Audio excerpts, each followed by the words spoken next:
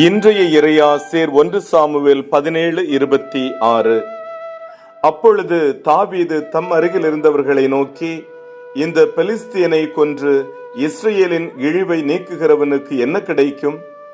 வாழும் கடவுளின் படைகளை பழிப்பதற்கு விருத்த சேதனம் இல்லாத பெலிஸ்தியனாகிய இவன் யார் என்று கேட்டார். அன்புக்கினியவர்களே, இஸ்ரேலின் முதல் அரசராகிய சவுலின் காலத்தில் அவர்களுக்கு மிகவும் சவாலாக இருந்தவர்கள் பெலிஸ்தியர்கள். பெலிஸ்தியனாகிய கோலியாத்து அரக்கனை போன்ற உடலமைப்பு கொண்டவன். 6.5 முழம் உயரம், 57 கிலோ கொண்ட மார்பு கவசம், அவன் ஈட்டியின் முனை மட்டும் 7 கிலோ. இப்படிப்பட்டவனை கண்டவுடன் இஸ்ரேலர் ஓடி ஒளிந்து கொள்ள அவன் கடவுளின் கடவுளை பழித்துரைத்துக் கொண்டே இருந்தான். தனது சகோதரர்களுக்கு உணவு கொடுக்க போர்க்களம் சென்ற சிறுவன் தாவீதால் கடவுளை ஓர் புறையினத்தான் இகழ்ந்து பேசுவதை பொறுக்க முடியாமல், நான் கடவுளின் பெயரால் அவனை கொல்வேன் என்றார். என்னை சிறுவன் தாவீதின் இறையன்பு. ஜெபிப்போமா.